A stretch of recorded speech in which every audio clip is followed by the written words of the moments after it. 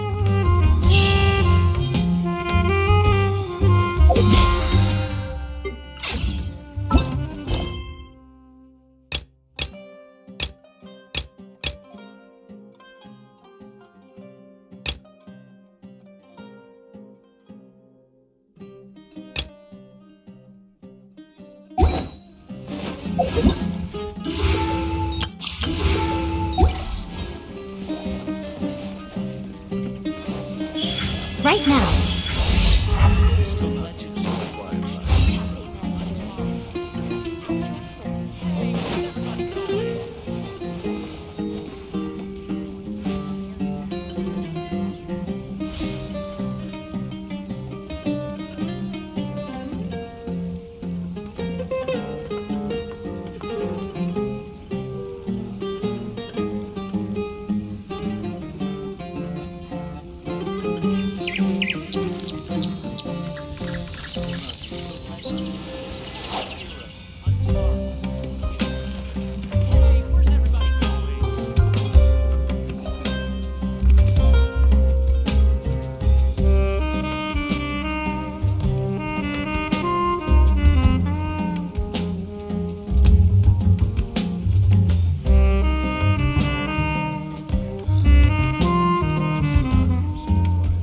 Personally, I think the idea of things staying the same forever is quite beautiful.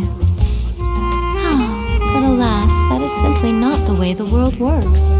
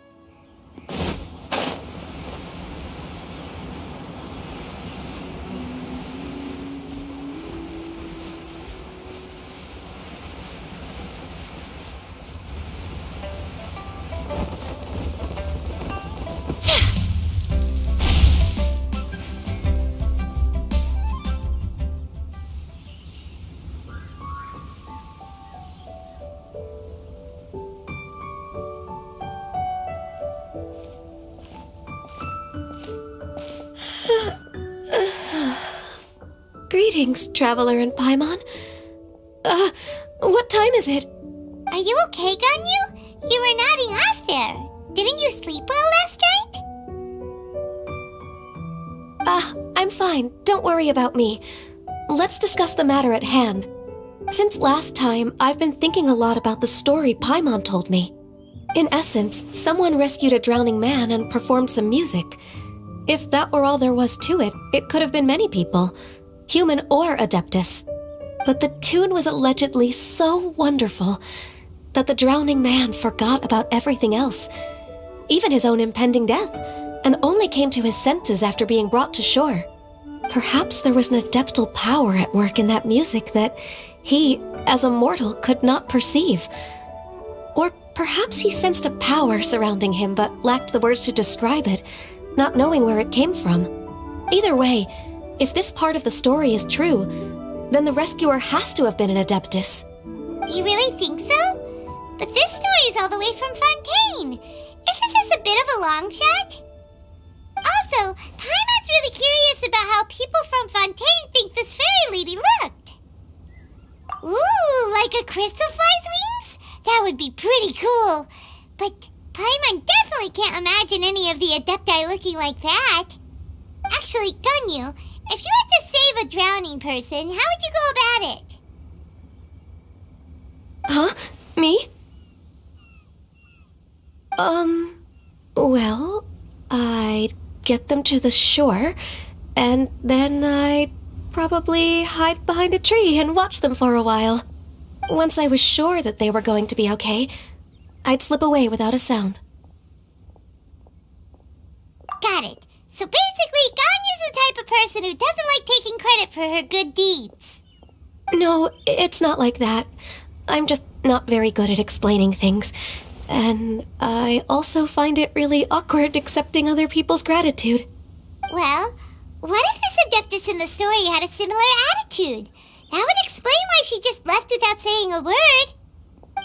She was probably thinking something like, One was merely passing by and saw fit to address this egregious disruption to one's graceful zithering at once. You may keep your thanks to yourself. That was actually a very good impression of Cloud Retainer, Paimon. As far as I'm aware, Cloud Retainer isn't the most musically gifted. Still, we can't completely rule her out just yet. If we set off now, we could head to Mount Outsung and ask her about it. You'll be able to confirm either way if it's her, and I can, I've been in Lea Harbor for so long now that I'm just not as familiar with the Adepti anymore.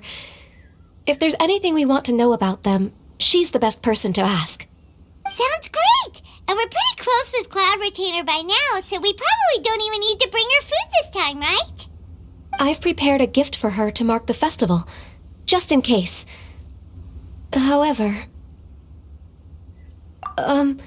Cloud Retainer spends most of her days studying mechanisms in her abode. She's on her own so much of the time that the moment she has someone to chat with, she just... Never mind. I promised I'd help Mr. Dvorak, and now that I've made the contract, I can't be having second thoughts. Traveler, Paimon, let's set off for Cloud Retainer's abode. Seems like this is a tough decision for Ganyu, but she's made up her mind now. Paimon gets why she'd be so anxious. Okay, how about this? If Cloud Retainer tries to start telling stories about her again this year, we should pipe up and change the topic. Wait, did she leave already? Hey, Ganyu, wait up!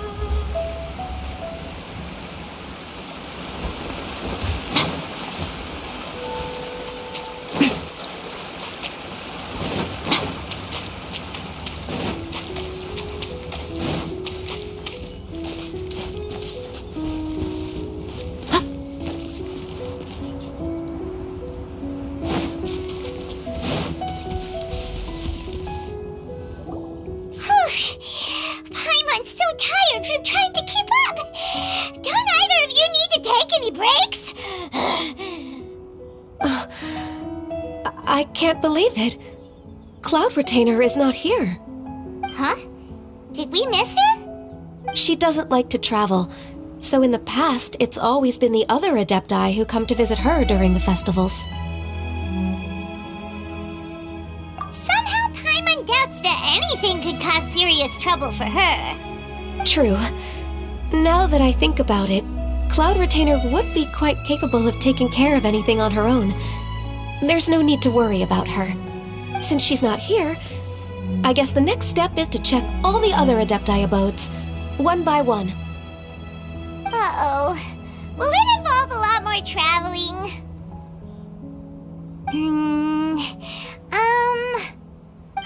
Got it! Paimon has a great idea! Please go on, Paimon.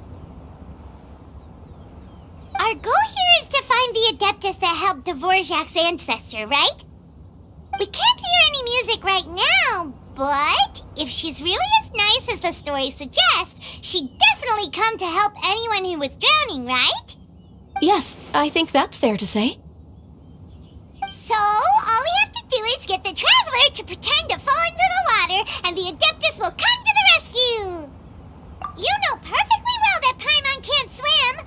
Paimon would sink like a rock! Just trust Paimon! The water's pretty deep over there! Quick, swim to the very center!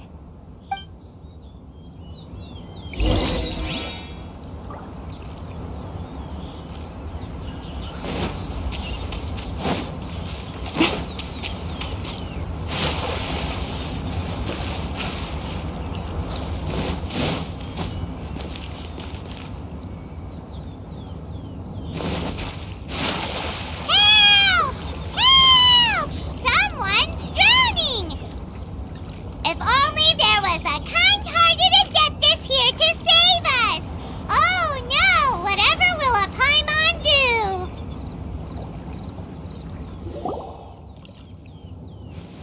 What is going on?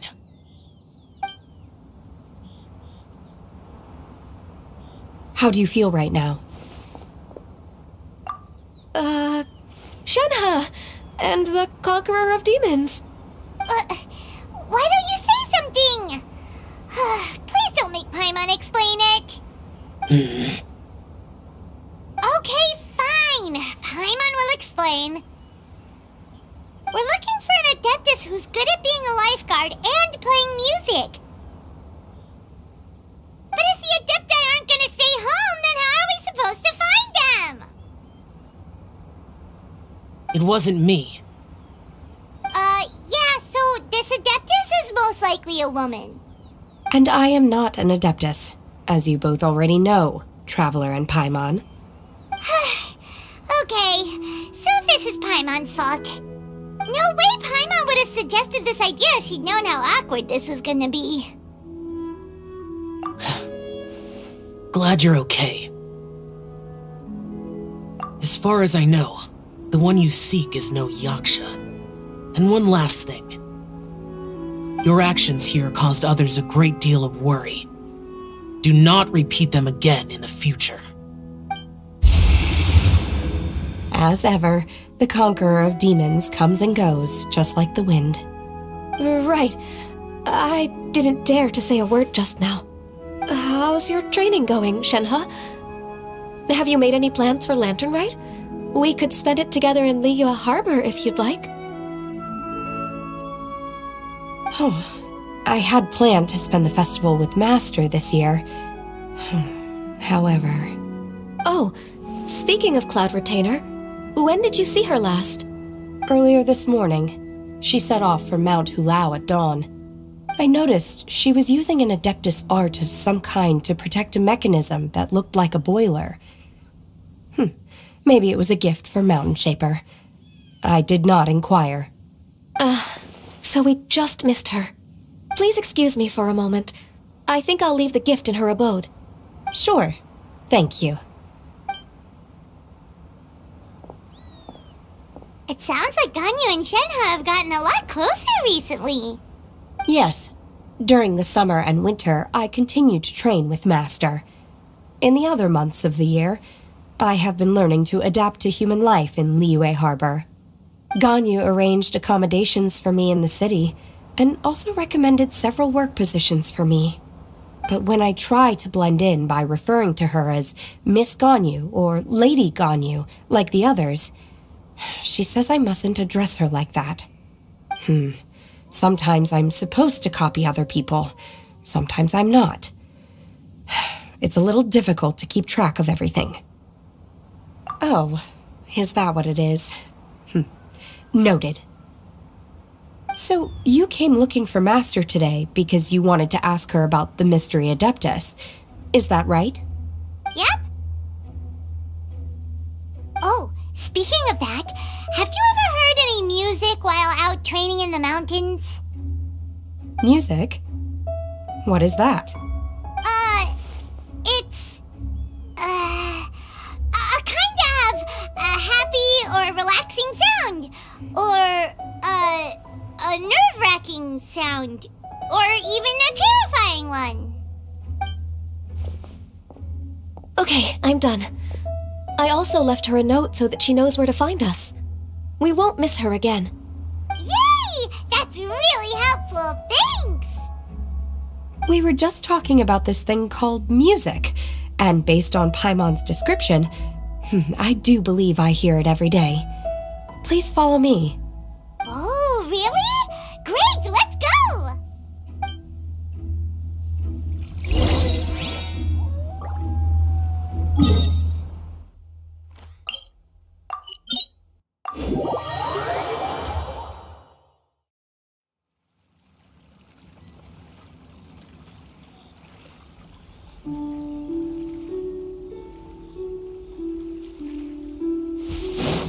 Right here. Emerge.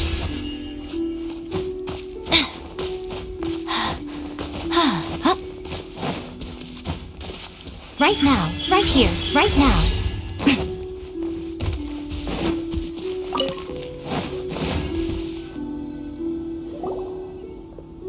This is the place. I enjoy training here to the sound of music.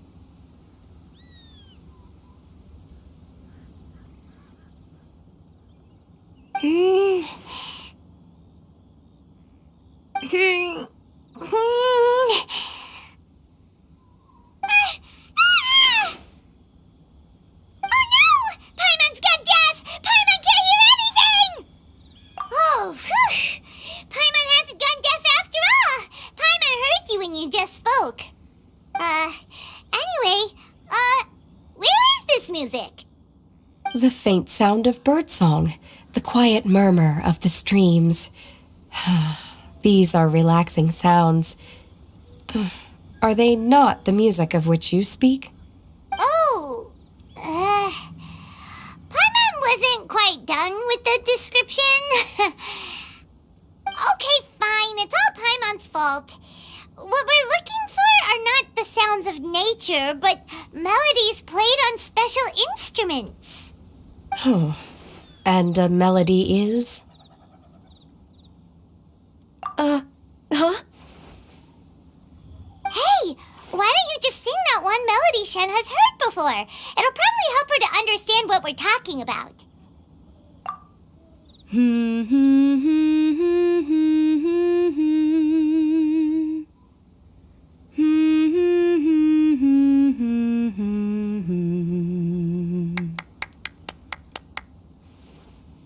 Oh, was that from the opera that Yunjin sang?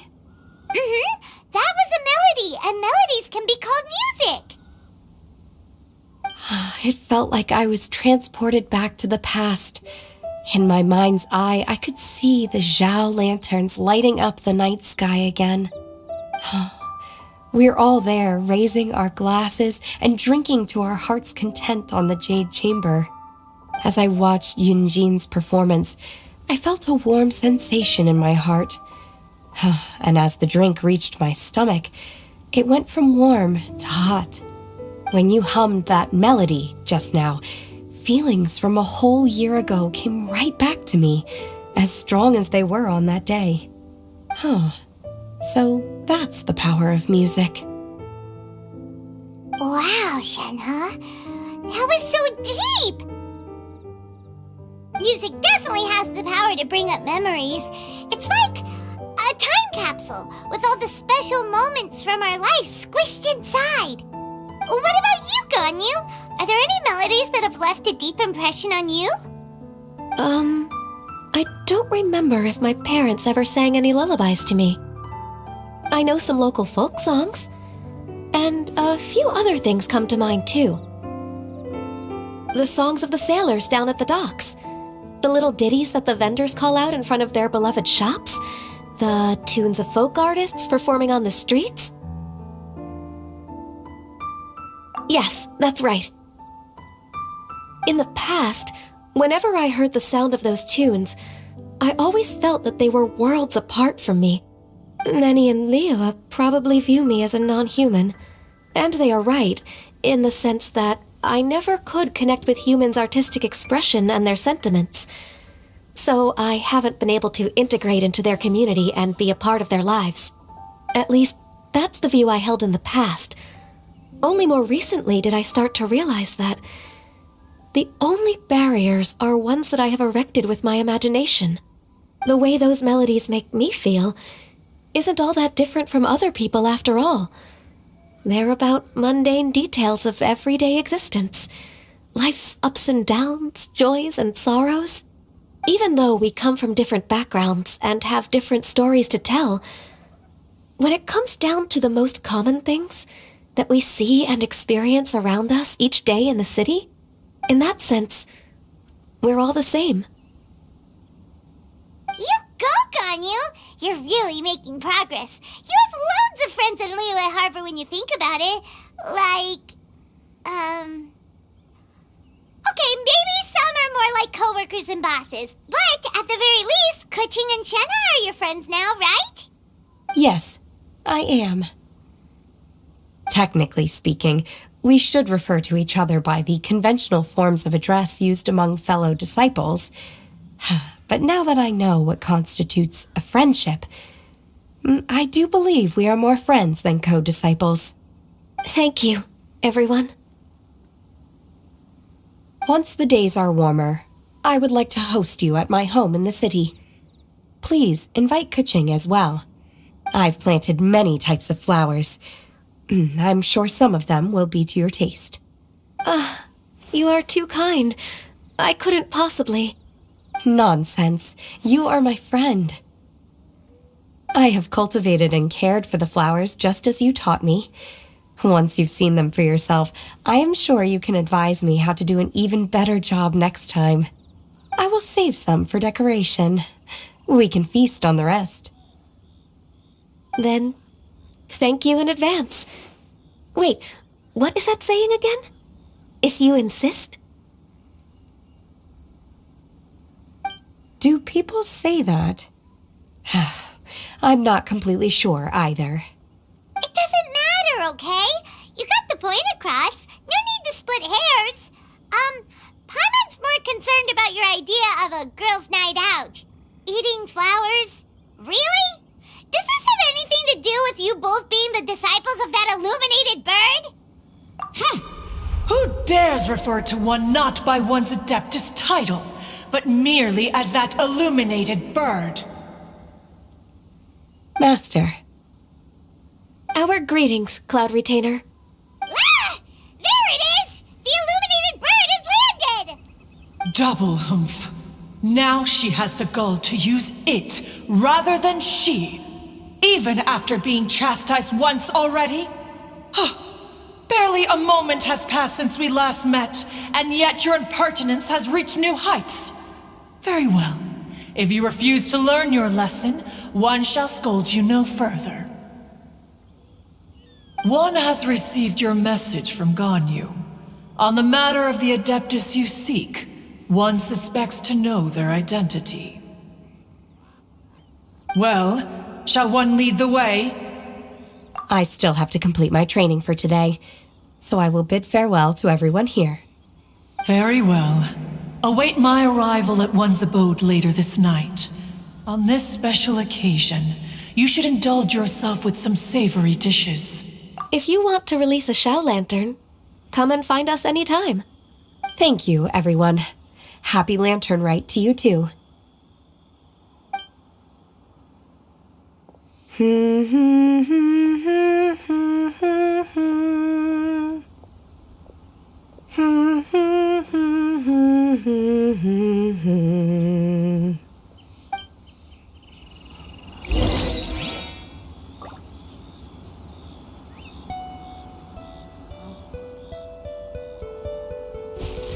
Emerge, right here.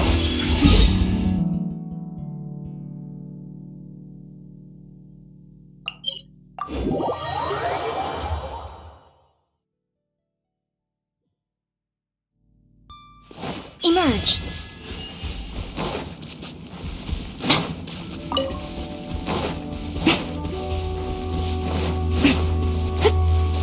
Right here. Is this Quaily Plains? Cloud Retainer, why did you bring us here? Ganyu is of course familiar with the name Guizhong, but have you ever heard of her? Guizhong is another name of Agentis, the god of dust. She was extroverted in nature and adored social gatherings and inventions alike. Long ago, this region was yet a prosperous assembly. Guizhong often invited her friends to visit her home, reserving for us seats around the largest stone table. Sea Gazer would always bring out his latest treasure and place it upon the table. He could be quite the braggart. Though usually a mild-mannered fellow, when it came to those collectibles he was so fond of, he always loved to show them off. Paimon remembers that name. So that's what Sea Gazer was like. He was an old friend and a former rival. One has many memories of him. Once he had brought out the treasure, it would predictably become the center of attention. Neither Guizhong nor one was content to let him just steal the spotlight. So we would then also present our proudest mechanical creations. As Adepti, we were each gifted in our own ways, and naturally proud of our accomplishments in our respective fields of expertise. As a result, one often quarreled with Sea Gazer. His treasures were not even of his own making. He just used his exploration skills to dig them out of the ground. How, pray tell, could he compare to me, when every single one of one's accomplishments were crafted by one's own hand? Cloud Retainer, you are getting competitive again. One digresses. Regardless, every time an argument occurred, Guizhong would come over to watch us during our mutual lambastics. On some occasions, she would join in, and on others, she'd take one of us by the limb and start uttering the most ridiculous nonsense. What kind of nonsense? No kind of nonsense were we spared. Sometimes she would brazenly opine, why argue between yourselves when neither of you could ever hope to beat me? Other times, she would make unsolicited suggestions, such as, once you two are done arguing, let's go to the foot of the mountain and grill some meat. She always sought to make everyone happy, and one must say, she had quite the gift for it. No matter what nonsense she said, one never felt bothered or offended. It also helped that she never referred to one as that illuminated bird or ladybird. Come on, get over yourself!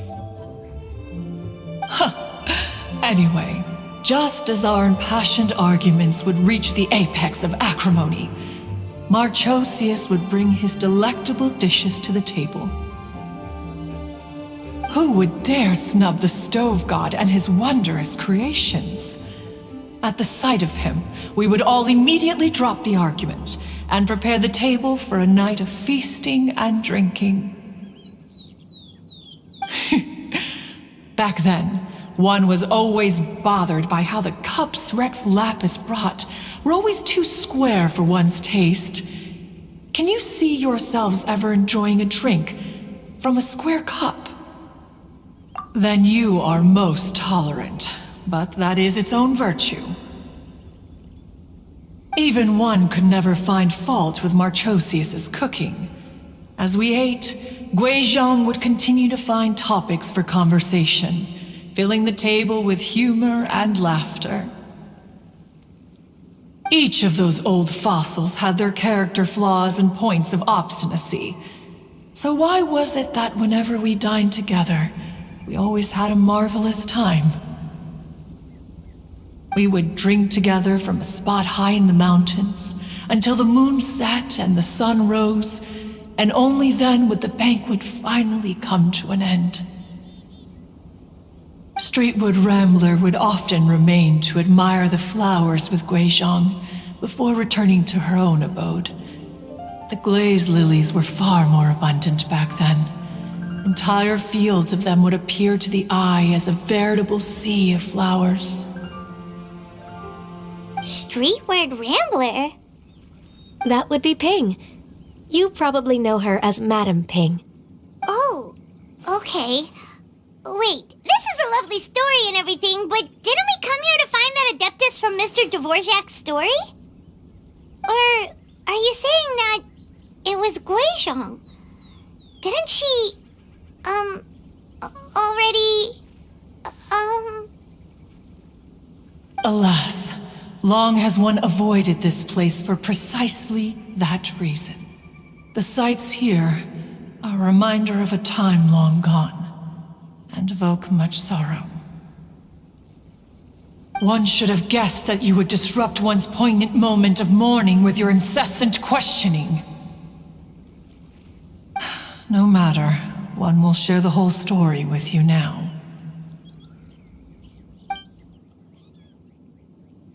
In times gone by, one quarreled oft with Guizhong concerning mechanical principles.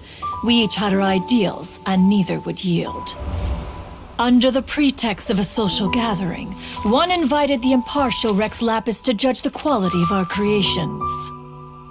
But Rex Lapis declared that Guizhong's Obscuro Vulpus mechanism was superior. Though one was too proud to acknowledge it, in one's heart, one knew that Guizhong was indeed the superior talent in the mechanical arts. As for the story between Guizhong and Streetward Rambler, that begins with a certain bell. In Guizhong's opinion, while mechanisms were no substitute for human composers, they were yet capable of producing simple but fine melodies.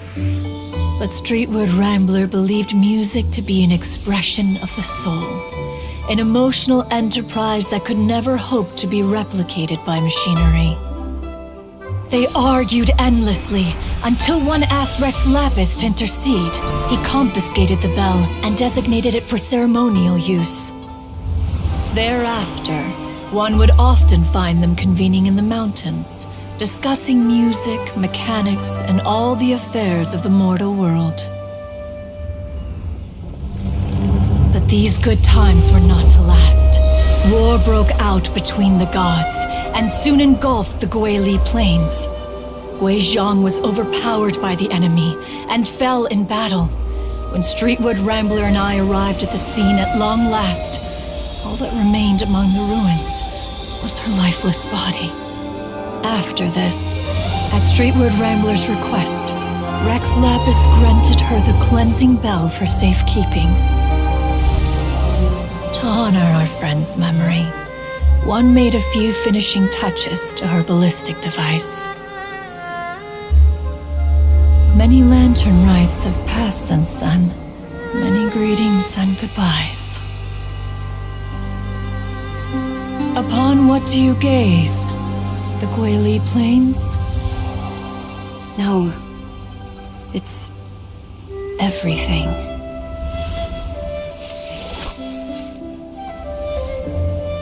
We think of human life as like a lantern that's lit one minute and extinguished the next. But are we Adepti so different? Perhaps as dust settles after a storm, we too must one day return to the world below. One has always been austere and private by nature, and has never relished socializing. One's dealings with Guizhong were born out of discussions on the discipline of mechanics. What? You have loads of friends, and you seem pretty chatty.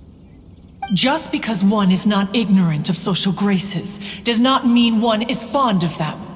One is perfectly capable of partaking in conversation despite being introverted. But in the end, one is nothing like Streetward Rambler. She is dauntless but thoughtful, not to mention eloquent and wise. Moreover, her friendship with Guizhong was far greater than one's own.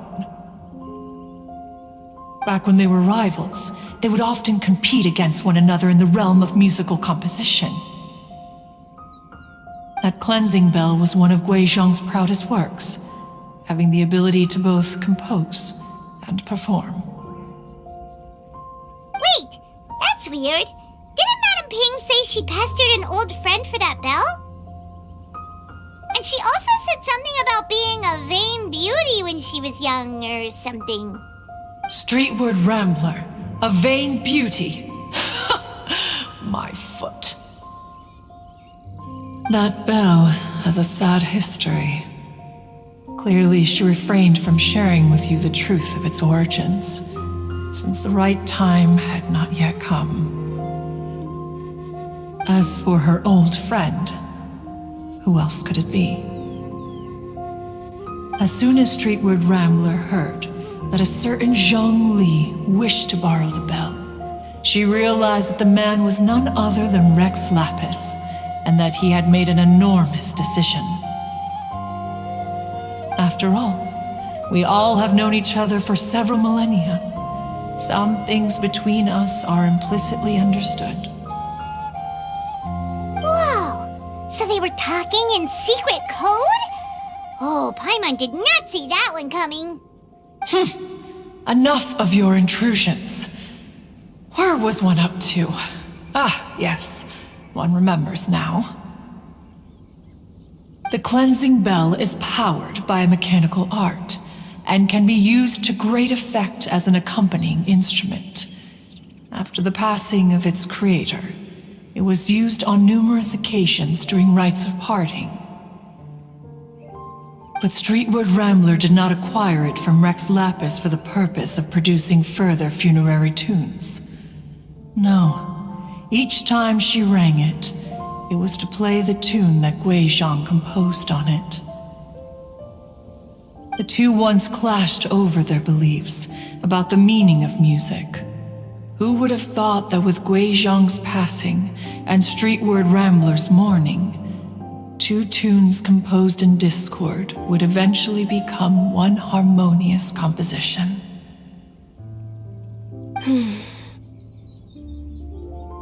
Once upon a time, Streetward Rambler also loved gatherings, liquor, and music. But after Guizhong passed, she preferred her own company. She could often be found sitting alone at a mountain summit, contemplating and reminiscing with her zither. The music would go from mournful to soothing to impassioned. Many years passed before she finally composed a melody to her satisfaction. In celebration, she played the tune to the clouds. Regrettably, one has only ever heard her play that tune once.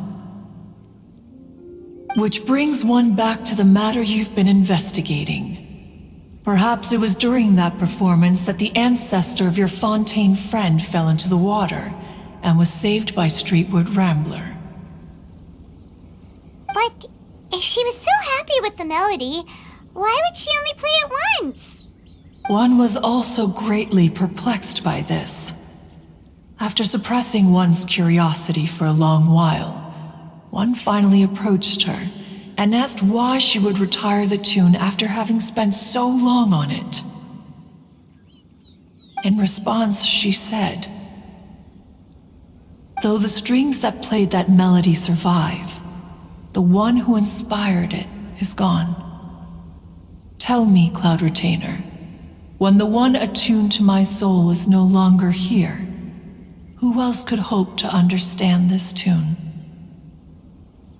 Aw, poor Madame Ping. I just remember being taken care of by you when I was young. Once the Archon War came to an end, I stayed behind in Liyue Harbor to honor my contract. Although I met Guizhong a few times, I never knew anything of this particular story. Guizhong was quite the visionary, but tragically passed before her time. Her manuscripts still lie unfinished in the realm of clouds. Blank pages give one cause for contemplation on what might have been. Had you not decided to search for that mystery Adeptus, perhaps these stories, too, would have been lost to the sands of time. As of now, you know the truth. That the Adeptus who rescued the drowning man was none other than Streetward Rambler. Do you intend to discuss this with her?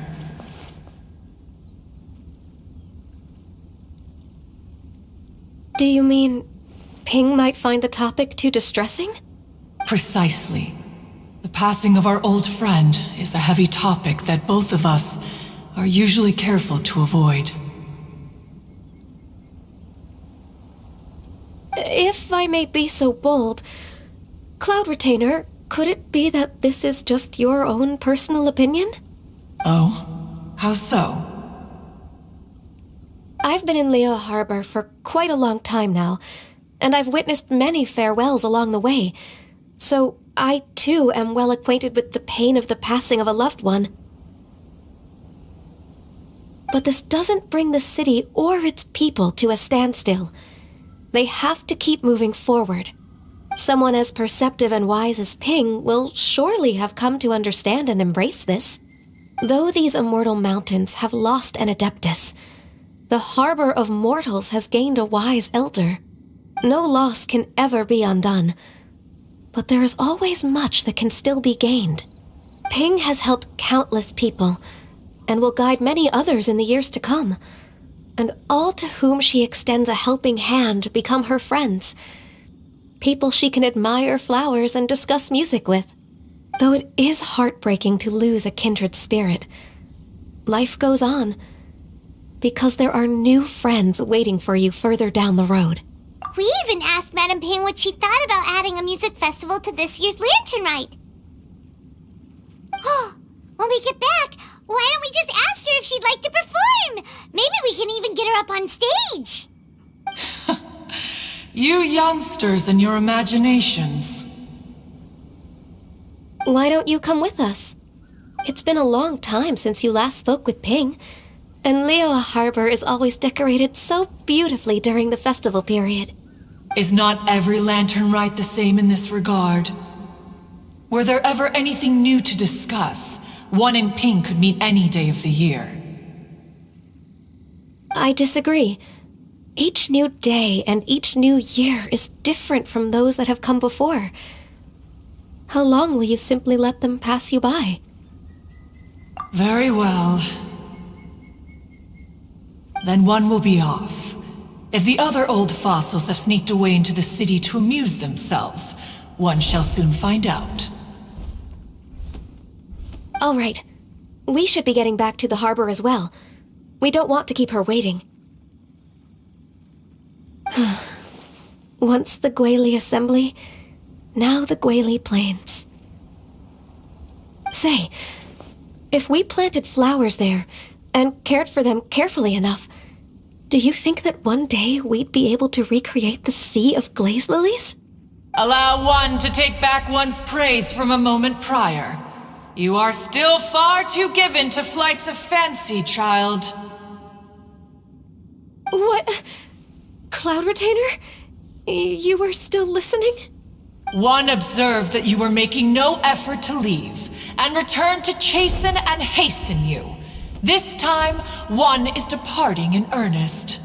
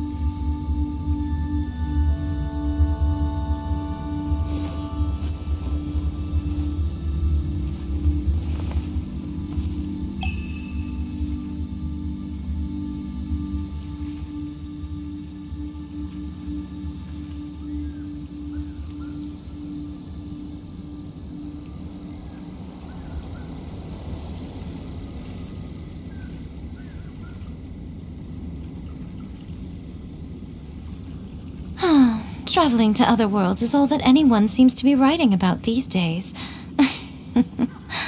Goodness knows what they find so disappointing about their own world.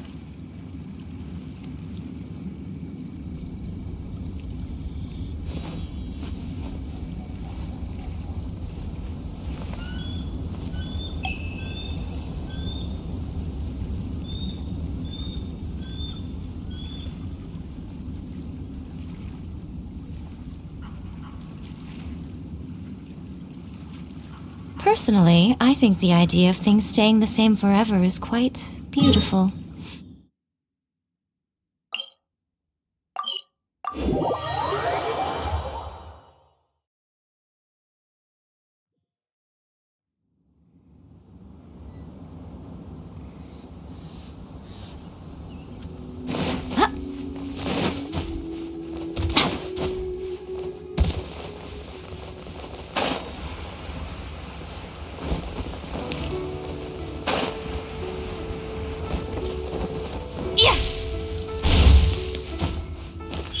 Emerge. Right here.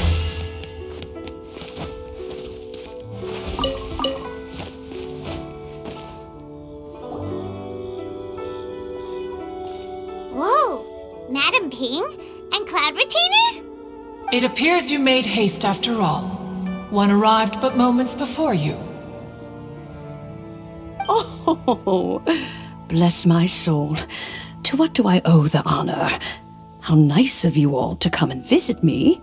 Miss Illuminated Bird, haven't you said anything yet? Said what, precisely? And why should one be tasked with saying it? 'Cause you're the one who's known Madam Ping the longest. Street word. Or rather, presumably, you would prefer to be addressed as Ping? Oh, Cloud Retainer, you are uncommonly polite today.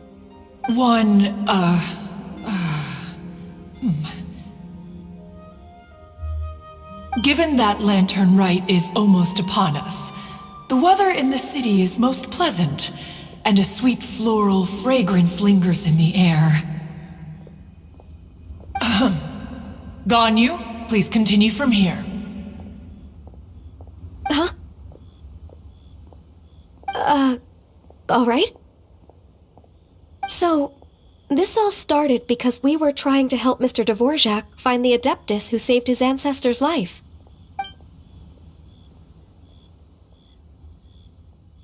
Cloud Retainer informed us that the one who played that melody and rescued the drowning man was none other than yourself. Let me think. Yes, I do believe I recall that encounter. What a long time ago that was. I'm surprised that you still remember it. Even more astonishing, perhaps, is the fact that this story has survived this long at all, when mortal lives are so very brief. It appears that she has proven herself right once again. Who's she? We like to call her Guizhong. From the look in Cloud Retainer's eyes, I sense that she has already told you all about her. Albeit reluctantly, one might add. Oh, there is no harm done. After all, Lantern Rite's very purpose is to commemorate the heroes who gave their lives for Liyue. Although Guizhong did not live to see the splendid sights of today, she was as much a hero as any other. So, how has she proven herself right again exactly? Once upon a time, she said to me that humans were a weak form of life that she wished to protect with her wisdom. But as she interacted more and more with them, her opinions on them began to change.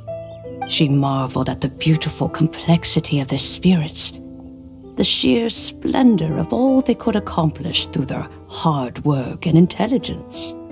She told us that to underestimate human potential would be to make a grave mistake.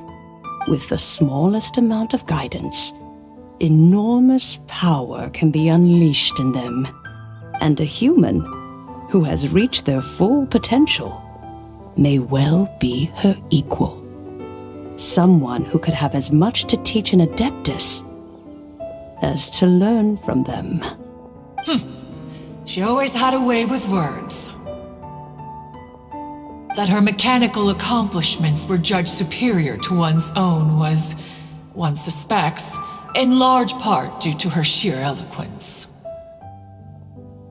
Speaking of mechanics, Cloud Retainer, do you still remember that potted plant mechanism? The one that the two of you gave me as a gift? Of course. Guizhong and One both put an immense amount of effort into that gift. It would be no overstatement to call it a testament to each of our individual technical genius. As Guizhong once said, it takes every blade of grass and every flower to make a homeland. When I see the sight of Liyue Harbor before us today, I am reminded of this. Madam Ping looks very emotional right now.